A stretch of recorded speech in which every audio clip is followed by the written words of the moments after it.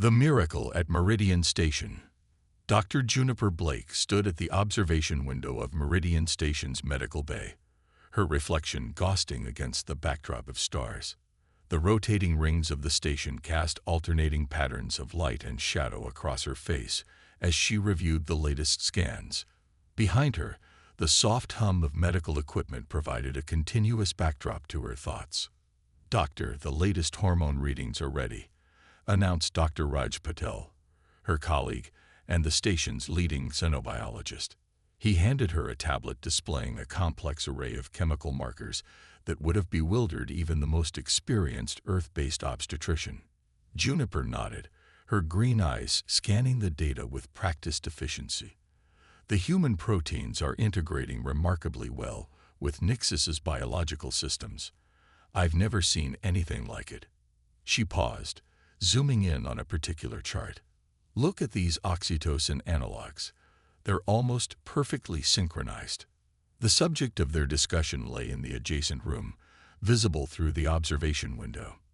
Nixis, a Keplerian female, rested peacefully on a specially designed birthing bed. Her iridescent skin shifted colors slightly with each breath, a characteristic of her species that had fascinated the medical team since her arrival 3 months ago. The slight swell of her abdomen contained what the entire galaxy was calling impossible twin human fetuses. "The press is getting restless again," Raj mentioned, lowering his voice. "They've been trying to hack our communication systems. Someone leaked that we're expecting the birth within the next week." Juniper sighed, running a hand through her short auburn hair. "Security. Commander Rodriguez has doubled the cyber defense team. She's also stationed additional guards around the medical sector." Raj glanced at their patient. "How's she handling the attention?" "Better than most would," Juniper replied. "Though I'm more concerned about the biological implications than the media circus. We're in uncharted territory here." The door chimed, and Nix's partner, Dr. Benjamin Warner, entered. The renowned xenanthropologist had first met Nixis during a cultural exchange program on Kepler 186, 3 years ago. Their relationship had shocked both worlds, but not nearly as much as the pregnancy that followed. "Good evening, doctors," Ben greeted them, his tired smile suggesting another long day of meetings with various officials and representatives. He carried a small bag that Juniper recognized as containing Nixis's favorite bioluminescent fruits from her homeworld. "Ben," Juniper acknowledged. "We were just reviewing the latest readings. Everything's progressing well, though we're seeing some interesting patterns in the placental barrier interfaces." Before she could elaborate, a soft chime emanated from the monitoring equipment. Nixis was awakening, her skin shifting to a warmer hue that indicated comfort and contentment. As Ben moved to her side, Juniper watched their interaction with professional interest. The way Nixis's neural tendrils, delicate phosphorescent filaments that emerged from her temple, reached out to gently brush Ben's cheek never ceased to amaze her. "The little ones are active today," Nixis said, her voice carrying the melodic undertones characteristic of her species. She placed a 6-fingered hand on her abdomen. "They respond strongly to their father's presence." Juniper approached the bed, medical scanner in hand. "May I?" At Nixis's nod, she began the routine examination. "The amniotic sacs are maintaining stable environments for both fetuses. The modified proteins we introduced last week seem to be helping with the nutrient transfer issues." As she worked, Juniper reflected on the journey that had brought them all here. The initial discovery of the pregnancy had caused an uproar in both human and Keplerian medical communities. Many had insisted it was impossible. The genetic differences between the species should have prevented conception. Others had demanded immediate termination, fearing the unknown consequences. But Nixis and Ben had stood firm, and now, 7 months later, they were on the verge of making history. "Dr. Blake," Nix's voice interrupted her thoughts. "I've been experiencing what you called Braxton Hicks contractions more frequently." Juniper immediately adjusted her scanner settings. "That's to be expected at this stage, but I'd like to monitor them closely." Your unique physiology means we need to be especially vigilant about distinguishing between practice contractions and the real thing. The scanner revealed strong fetal movement from both twins. Their development had followed a fascinating hybrid of human and Keplerian gestational patterns. While they appeared predominantly human in their physical structure, they had inherited certain aspects of their mother's biology, most notably the early development of neural structures similar to Nix's sensory tendrils. "The diplomatic corps is pressing for another statement," Ben mentioned, his hand intertwined with his partner's. "They're concerned about the implications for the Interstellar Cooperation Treaty." Juniper suppressed another sigh. The political implications of this pregnancy had grown far beyond anything they had initially anticipated. Some saw it as a threat to human genetic purity, others as a promising sign of true integration between species. The Keplerian Council of Elders had been particularly divided, with traditionalists arguing that it violated ancient biological laws, while progressives championed it as evolution in action. "Your priority is your family," Juniper reminded him firmly. "Let Ambassador Richards handle the politics. My team will handle the medicine. Your job is to support Nix's and prepare for your children's arrival." Nix's skin rippled with a pattern that Juniper had learned to recognize as amusement. "Wise words, Doctor. Though I fear nothing about this situation will be simple." Her neural tendrils flickered with a soft blue light. "I had another dream last night about the twins. They were walking among the stars, touching both worlds but belonging to neither. I worry about the life they will face." The concern in her voice touched something in Juniper. She had maintained professional distance throughout this case, but it was impossible not to be moved by the courage and determination this couple had shown. "Every child faces challenges," she said gently. "Yours will have the advantage of two rich cultural heritages and parents who have already proven they can overcome seemingly impossible obstacles." A comfortable silence fell over the room, broken only by the steady beep of monitors and the distant hum of the station's systems. Through the observation window, Earth hummed like a blue jewel against the velvet black of space, while the distant star of Kepler 186 was barely visible. Two worlds connected by the unprecedented miracle taking place in this room. "Dr. Blake," Raj called from the doorway. "The latest genetic analysis results are ready for review. I'll be right there." Juniper made a few final adjustments to the monitoring equipment. "Try to rest, Nixis. Ben, make sure she eats something. We need to keep her strength up." As she left the room, Juniper felt the weight of responsibility settle more heavily on her shoulders. In the coming days, she would help bring the first human-alien hybrids into existence. Their birth would change everything. Medicine, politics, the very understanding of what was possible between species. But for now, her focus remained on one simple, overwhelming task: ensuring the safe delivery of two healthy babies to their loving, extraordinary parents. The station continued its eternal rotation, and somewhere in the vast expanse of space, two civilizations held their breath, waiting for a miracle that would bridge the gap between worlds. Echoes of two worlds. Ambassador Thera Novak massaged her temples as another flurry of messages flooded her quantum communications array.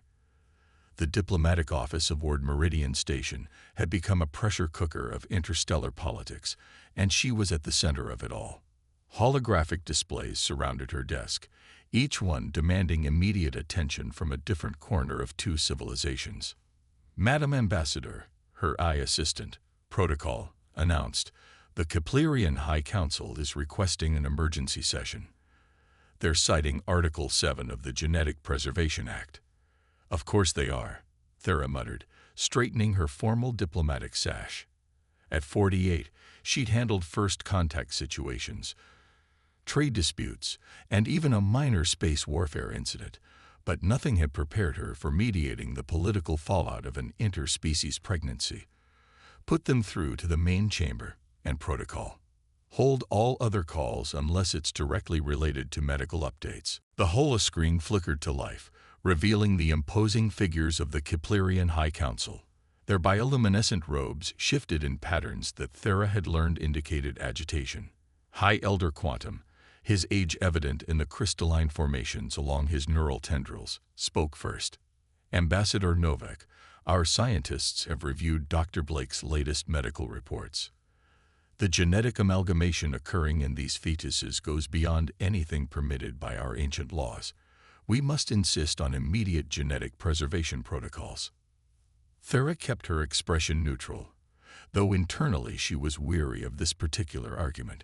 High Elder, with respect, both Earth's Medical Ethics Board and the Interstellar Rights Commission have confirmed that any intervention without parental consent would violate multiple treaties.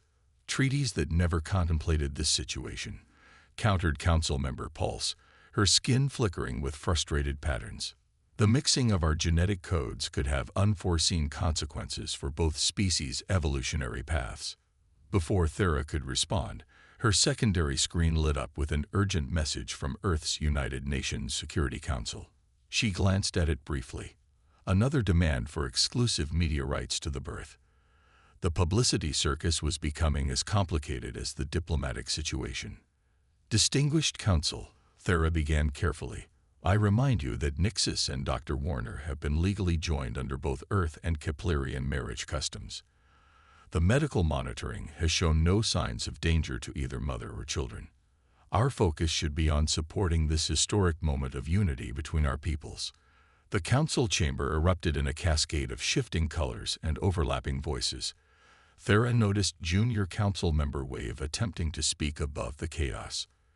Unlike many of the elders, Wave represented a younger generation of Keplerians who saw the pregnancy as a sign of hope rather than contamination.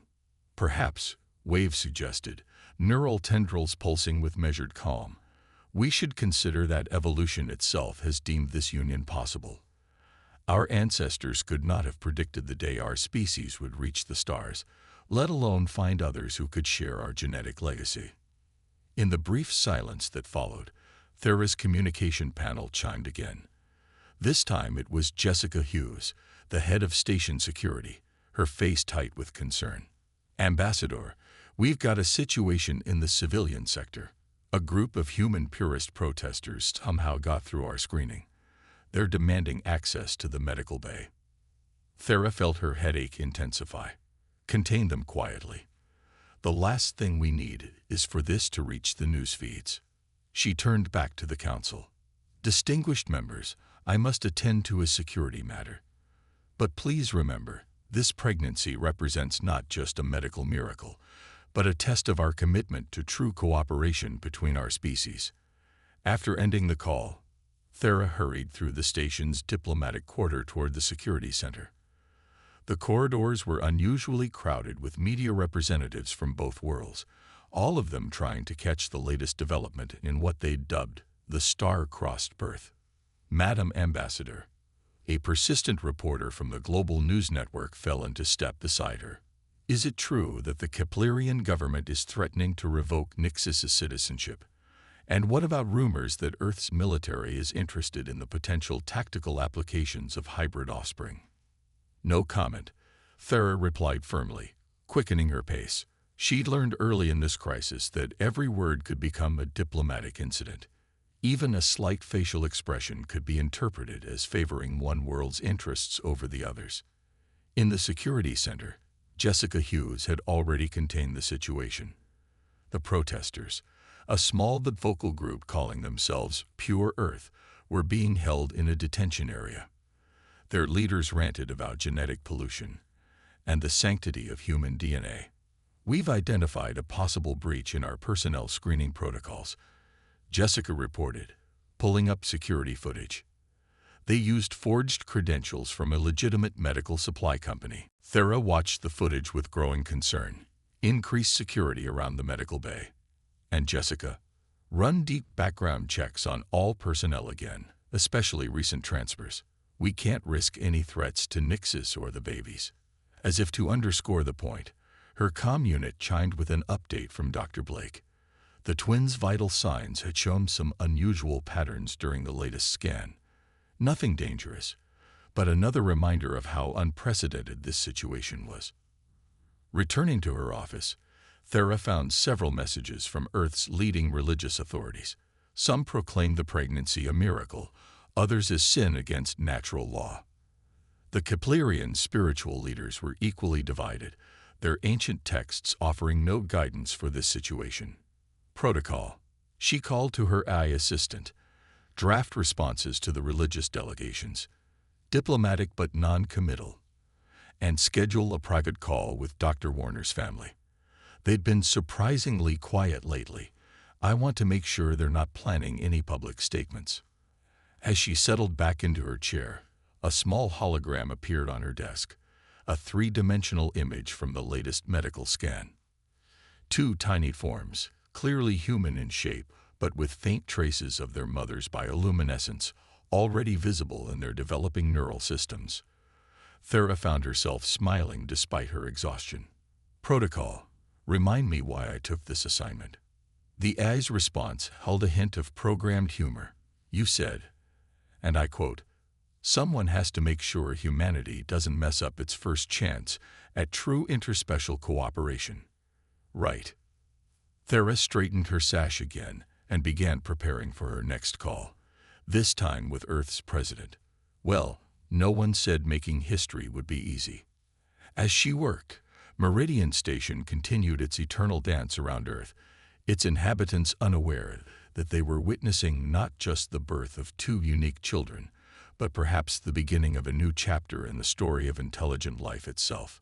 In her office, Ambassador Thera Novak continued her delicate balancing act, trying to ensure that when these remarkable twins finally arrived, they would be born into a universe ready to accept them.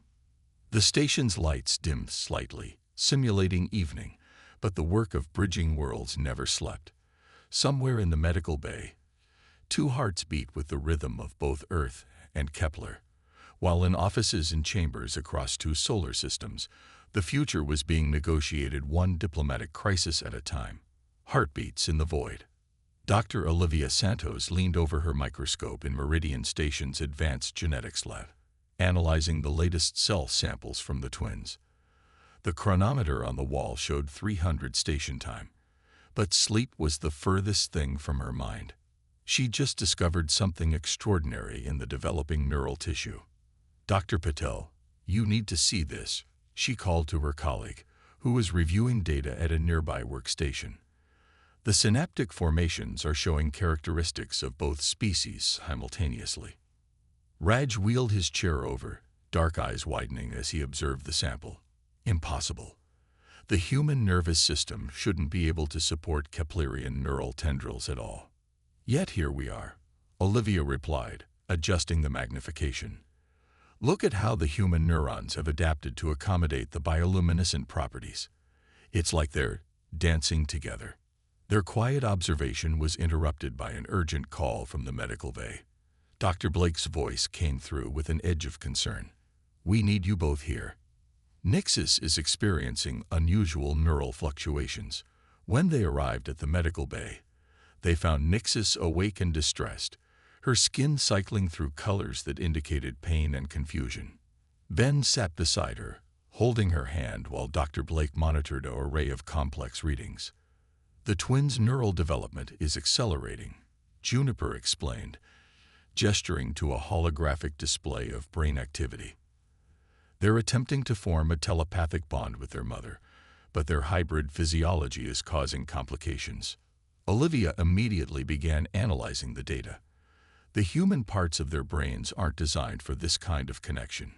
We need to find a way to moderate the signal strength. Nixus's neural tendrils were pulsing with an intense light, reaching out instinctively toward her unborn children. "I can feel them," she whispered, her melodic voice strained. "Their thoughts are different, beautiful, but overwhelming." Ben looked up at the medical team, worry etched across his features. "Can't we do something to ease the connection?" Raj was already preparing a neural inhibitor, specially designed for Keplerian physiology. This should help reduce the intensity without blocking the bond completely. As he administered the treatment, Olivia noticed something remarkable on the monitors. "Look at these patterns.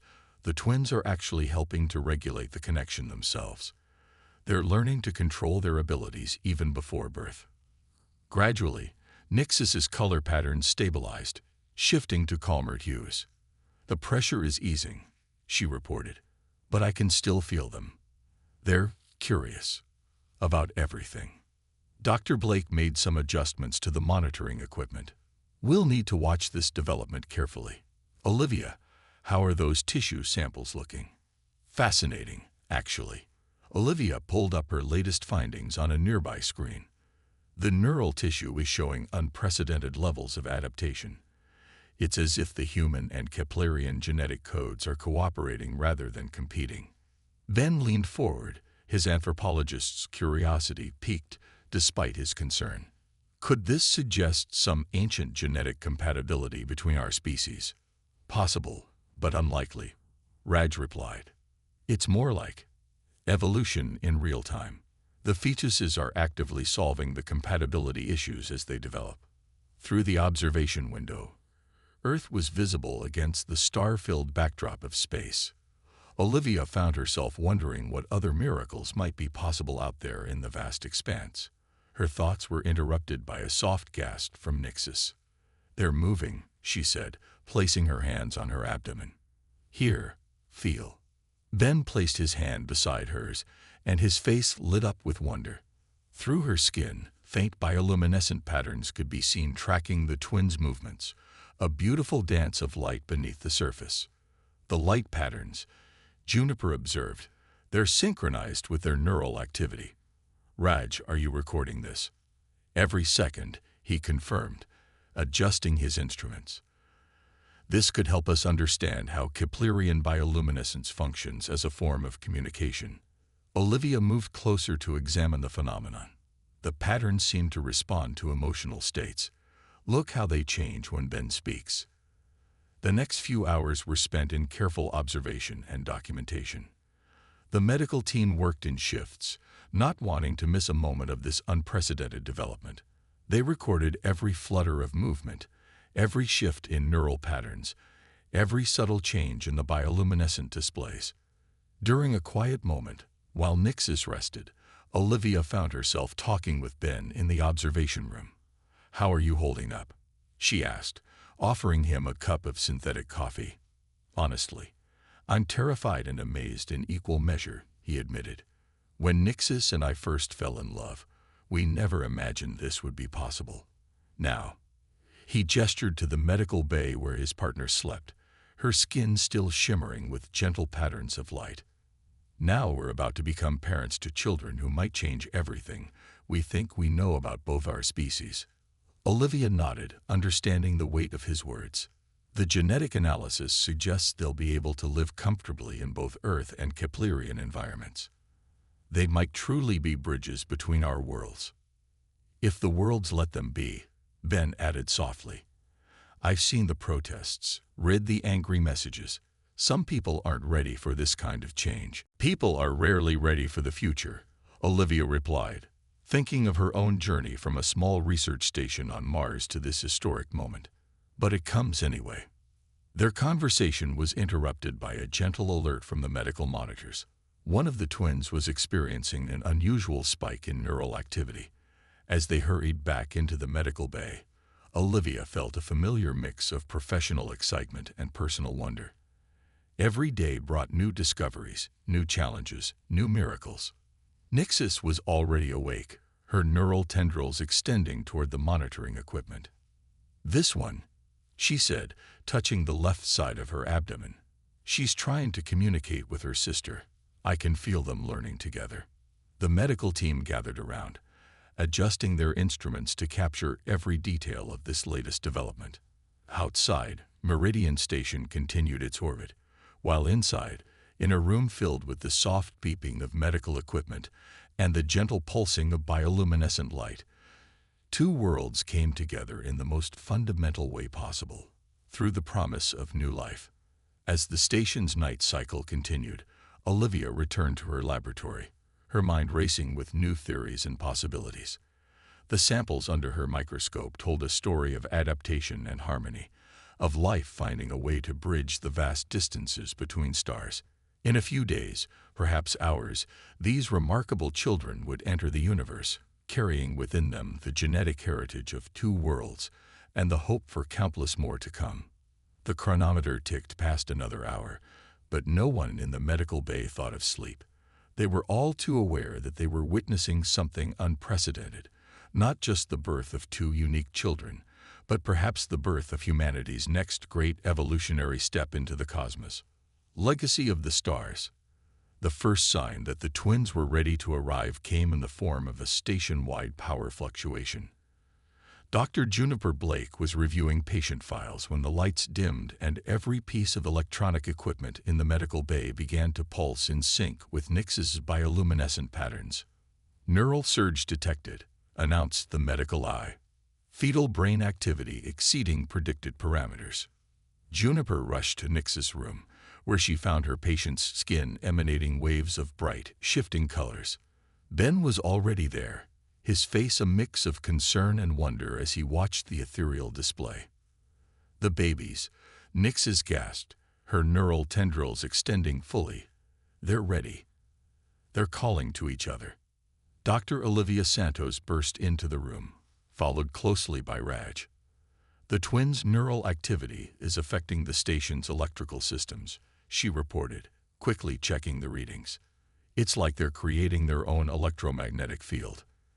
"Alert Ambassador Novak," Juniper ordered a nearby nurse, "and get Dr. Rodriguez from engineering. We need to make sure these power fluctuations won't affect life support." The medical bay transformed into a hub of controlled chaos as the team prepared for the unprecedented delivery. Engineers worked to stabilize the station's systems, while medical staff monitored the increasingly complex readings from both mother and babies. "Contractions are beginning," Raj announced, studying the biomonitors. "But the pattern is unusual. They're synchronized with the neural pulses." Nix's skin flashed with patterns of pain and determination. Ben held her hand, speaking softly in a mixture of English and Keplerian. The neural tendrils connecting them glowed with an intensity that forced the medical team to wear protective eyewear. "First baby is in position," Juniper announced, her voice steady despite the extraordinary circumstances. "Nixus, remember your breathing techniques. The neural connection with the twins will be intense during delivery." As if in response to her words, another power surge rippled through the station. The lights flickered, and for a moment, every screen in the medical bay displayed the same swirling pattern that marked Nix's skin. "They're trying to help," Nixis whispered between contractions. "The babies, they understand what's happening. They're working together." Dr. Rodriguez arrived, her engineering team quickly setting up electromagnetic dampeners around the delivery room. "We've isolated this section's power grid," she reported. "Whatever happens in here won't affect critical station systems." The first twin emerged into the world with a burst of bioluminescence that temporarily overloaded the medical bay sensors. As Juniper lifted the baby girl, everyone in the room gasped. She appeared human at first glance, but her skin held a subtle iridescence, and delicate neural filaments, fine as silk, extended from her temples. "Hello, little one," Juniper said softly, quickly checking vital signs. "Welcome to the universe." The baby's eyes opened, revealing irises that shifted color like oil on water. Her neural filaments reached out, seeking connection, and every piece of electronic equipment in the room responded to her presence. "Remarkable," Olivia breathed, recording every detail. Complete integration of both species' neural capabilities. Before anyone could fully process this miracle, Nix's contractions intensified. The second twin was eager to join her sister, and the neural connection between them was visible as patterns of light that danced between Nix's abdomen and the newborn. "Second baby is crowning," Juniper announced. "Nixis, you're doing wonderfully.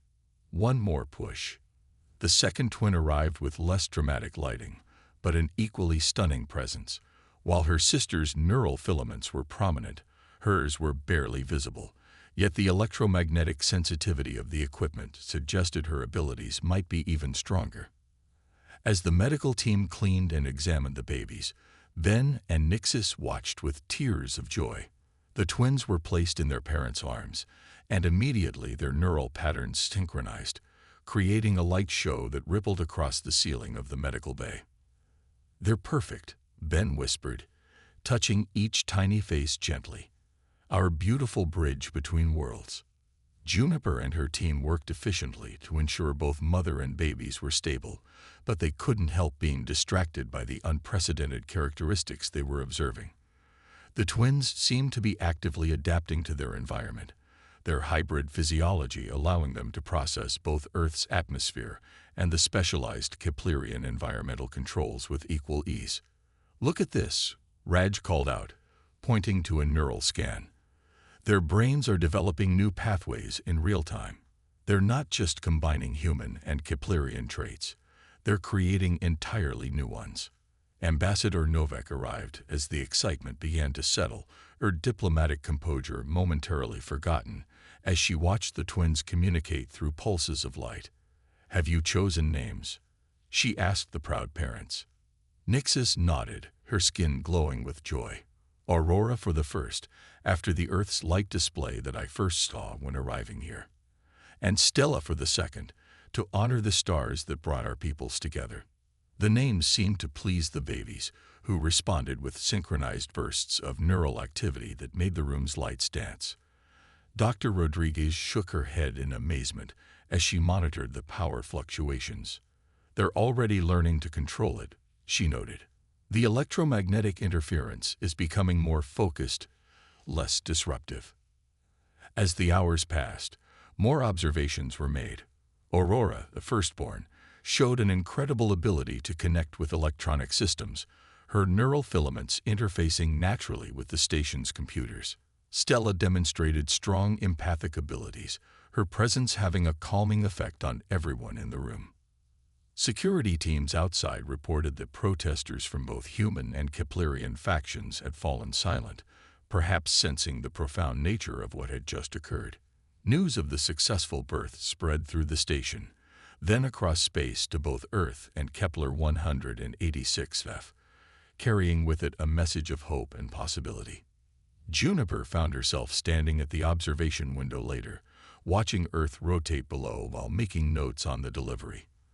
The twins slept peacefully in a specially designed incubator, their neural patterns creating gentle auroras that filled the room with soft, shifting light. "They're going to change everything, aren't they?" Olivia asked, joining her at the window. "They already have," Juniper replied, thinking of the countless barriers and beliefs that had been shattered in the past few hours. "The question is, are we ready for what comes next?" In the delivery room, Ben and Nixis rested together, their own neural connection harmonizing with their daughter's peaceful dreams. Above them, the stars continued their eternal dance, bearing witness to a new chapter in the story of life itself. A chapter written in strands of DNA from two worlds and illuminated by the light of newfound possibilities. Beyond the horizon, 1 month after the historic birth aboard Meridian Station, Dr. Marcus Freeman stood before the United Galactic Council, his holographic presentation showing the latest data on Aurora and Stella's development. As the leading pediatric cynologist assigned to monitor the twins, he had witnessed developments that challenged everything humanity thought they knew about genetic potential. "As you can see," he gestured to a complex neural map floating behind him, "the twins' abilities continue to evolve. Aurora's capacity to interface with technology has reached levels we previously considered theoretical, while Stella's empathic abilities have shown remarkable therapeutic applications." The council chamber, filled with representatives from both Earth and Kepler 186f, hummed with murmured discussions. High Elder Quantum's neural tendrils pulsed with thoughtful patterns as he studied the data.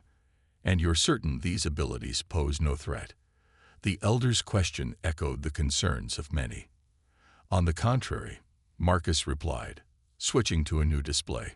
"The twins have demonstrated remarkable control.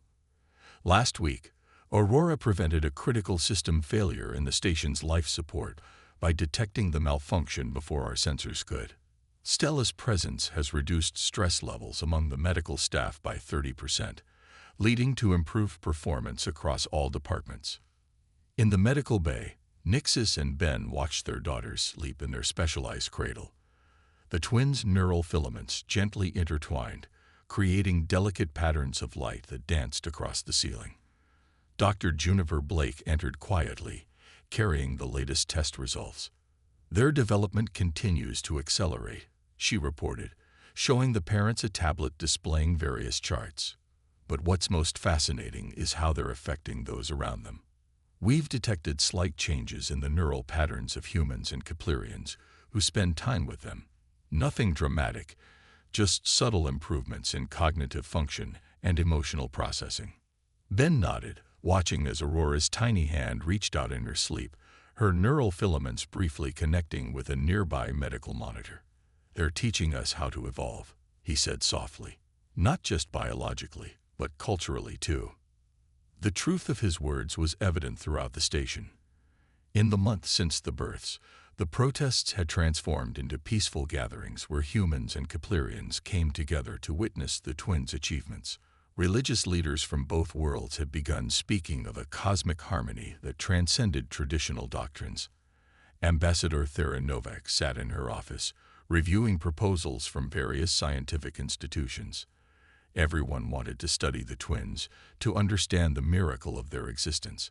Her screen displayed a message from Earth's premier genetic research facility, Project Bridge, an initiative to explore the implications of human-Keplerian genetic compatibility. "Protocol," she addressed her AI assistant. "Prepare a response to the genetics board. Remind them that any research must prioritize the twins' well-being and respect their parents' wishes." "Already done," Protocol responded. Also, the Keplerian Science Academy has withdrawn their objection to genetic mixing. They're citing the twins' neural developments as evidence of beneficial evolution. In the station's civilian sector, Dr. Olivia Santos was giving a presentation to a mixed group of human and Keplerian medical students. The lecture hall was packed, with more attending via holographic projection from both worlds. "The implications go far beyond genetics," she explained, showing microscopic images of the twins' cellular structure. "Their existence suggests a fundamental compatibility between different forms of conscious life. The neural bridges they've developed between human and Keplerian biology might help us understand consciousness itself." A Keplerian student raised their neural tendrils in question. "Could this lead to more interspecies relationships?" "It already has," Olivia replied, switching to a statistical display. "Since the twins' birth, we've recorded a 300% increase in human-Keplerian cultural exchange applications. Fear is being replaced by curiosity." Meanwhile, in a specially designed nursery that accommodated both Earth and Keplerian environmental preferences, Aurora and Stella were making their own discoveries. Their caretakers watched in amazement as the twins developed a unique form of communication that blended neural light patterns with human expressions. Dr. Raj Patel documented each breakthrough, noting how the twins seemed to instinctively understand both their human and Keplerian heritage. "They don't see the differences between our species," he observed. "To them, it's all just part of who they are." The station's chief engineer, Dr. Rodriguez, had begun implementing some of Aurora's intuitive improvements to their systems. The child's natural ability to interface with technology had revealed more efficient ways to manage power distribution and life support. "She doesn't just communicate with our systems," Rodriguez explained to her team. "She understands them on a fundamental level we never considered." In the diplomatic quarter, plans were being made for the twins' first official presentation to both worlds. Ambassador Novak worked closely with Ben and Nixis to ensure the event would celebrate unity rather than difference. "We're not just introducing two extraordinary children," she told her staff. "We're introducing a new way of thinking about our place in the universe." As the station continued its orbit, a new research wing was being constructed, the Meridian Institute for Xenological Studies. Its mission statement, displayed in both human and Keplerian script, read, "Breaking barriers between worlds, one discovery at a time." One evening, as the Earth cast its blue light through the observation windows, the entire senior staff gathered to witness another milestone. The twins, now able to sit up on their own, were demonstrating a new ability, creating synchronized light patterns that seemed to reflect the very rhythm of the station's systems. "Look at how the patterns mesh the station's power grid," Dr. Rodriguez pointed out, showing the correlation on her tablet. "It's like they're becoming one with their environment." Juniper watched the display with professional interest, but it was the human element that touched her most deeply. In the months since their birth, Aurora and Stella had brought together people who might never have connected otherwise. Scientists worked alongside spiritual leaders, politicians learned from physicians, and two vastly different species found common ground in their shared wonder. "We thought we were preparing for the birth of two unique children," she said to Ambassador Novak, who stood beside her. "But what we really witnessed was the birth of a new era." As if in response to her words, the twins created a spectacular display of mural lights that rippled through the room. The pattern spoke of possibility, of futures yet to be written, of barriers yet to be broken. In their innocent exploration of their abilities, Aurora and Stella were showing both civilizations a path forward, not through conflict or competition, but through harmony and understanding. The story of the star-crossed twins would be told for generations to come, not just as a scientific miracle, but as the moment when humanity and Keplerians truly began to understand their place in the cosmic dance. As Meridian Station continued its eternal orbit, Aurora and Stella slept peacefully in their cradle, their dreams illuminated by the light of countless possibilities, their very existence a bridge between worlds and a promise of what was yet to come. In the vast expanse of space, two civilizations looked toward a future that was brighter and more interconnected than they had ever imagined, all because love had found a way to transcend the barriers between stars.